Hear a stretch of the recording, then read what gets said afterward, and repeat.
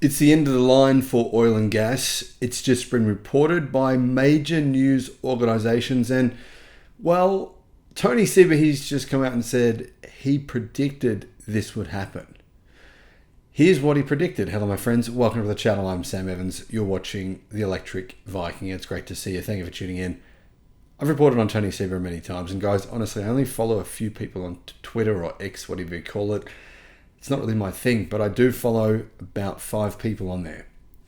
One of them's Tony Seba, one of them is Rethink X. And if you're serious about the future of the world, of the planet, and knowing exactly how the future will change and how it will affect you and your business, I recommend you do the same. Now, Tony Seba, both Rethink X, they have a new book coming out within the next few months, which will explain principles like the God parity principle, and basically the future of work, the future of the planet. And I don't see anyone else doing this kind of work.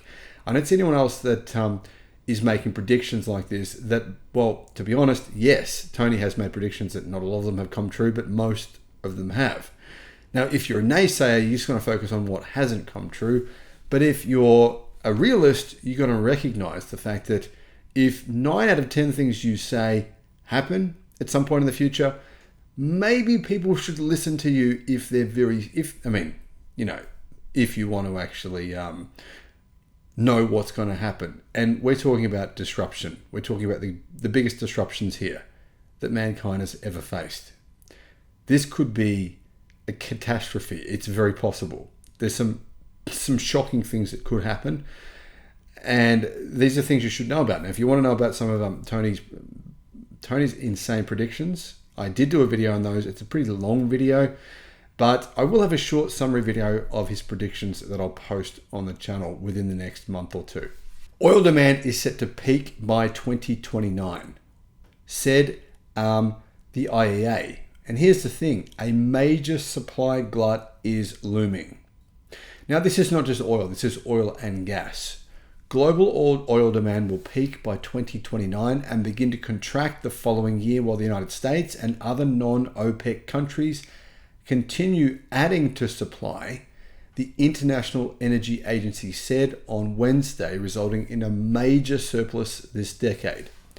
Now, many experts are predicting that the price of gasoline and diesel will skyrocket over the next 5 years, and it's going to mean prices on average will be 2 to 3 times more expensive for fossil fuels, or in particular to fill up an internal combustion engine, than what they are today.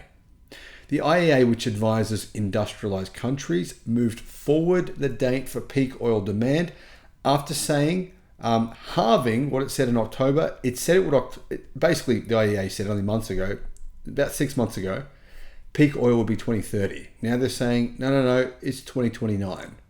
Realistically, they could change this prediction again and say, no, it's 2028. It certainly could happen. Its view contrasts with the outlook of oil producer group, the Organization of the Petroleum Exporting Countries, which is called OPEC, which sees demand rising long after 2029, in part due to a slower shift to cleaner fuels, and has not predicted a peak. OPEC saying demand for fossil fuels, particularly oil and gas, it's just going to keep on going up forever, pretty much. Saudi Arabia, I'm not sure they agree with that privately, but OPEC is saying, no, don't worry, you can invest in us. Oil demand is going to continue to grow. It's worth mentioning, guys, that solar is doing some interesting things. For example, in France, 3 nuclear reactors had to be turned off recently because there was too much solar.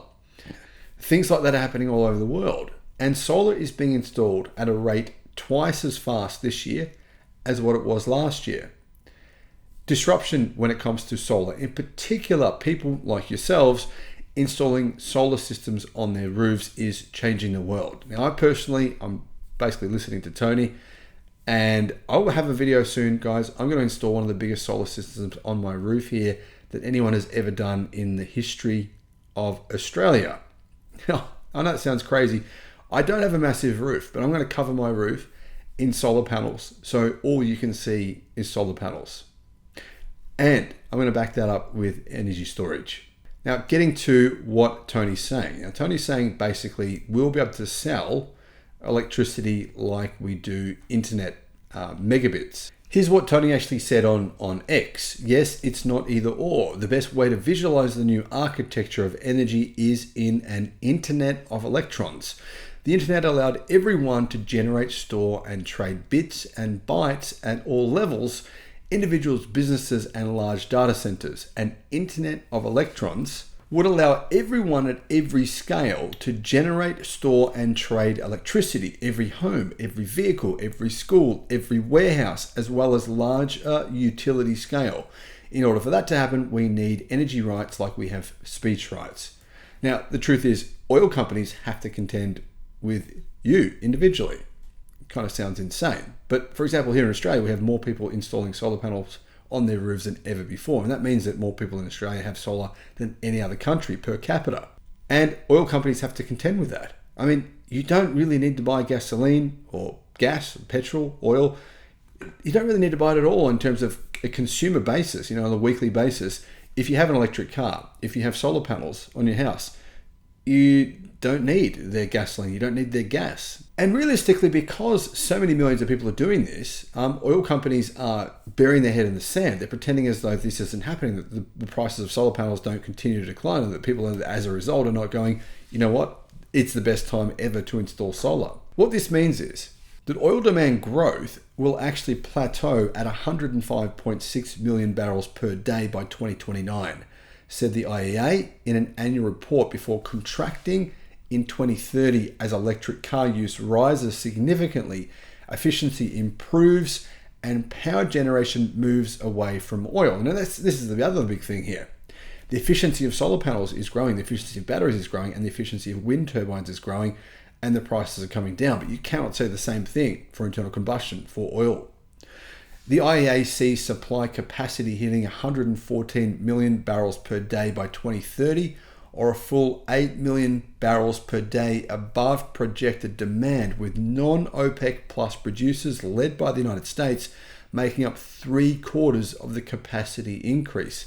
And this is going to hit a lot of US companies. A lot of potentially it's going to hit the stock market in ways that I think a lot of people don't realize, because who is invested in these oil companies? When the demand goes down, these companies will be affected. Hedge funds will be affected. Americans will be affected.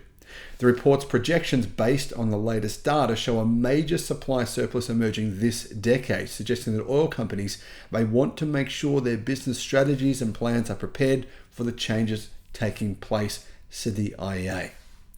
Demand growth will be driven mostly by emerging economies in Asia, especially by road transportation in India, as well as jet fuel and petrochemicals in China. But the projection of a huge supply glut will have wide reverberations, not least for OPEC nations that depend on oil for a major part of government income. Spare capacity at these levels could have huge consequences for oil markets, including for producer economies in OPEC and beyond, as well as for the US shale industry.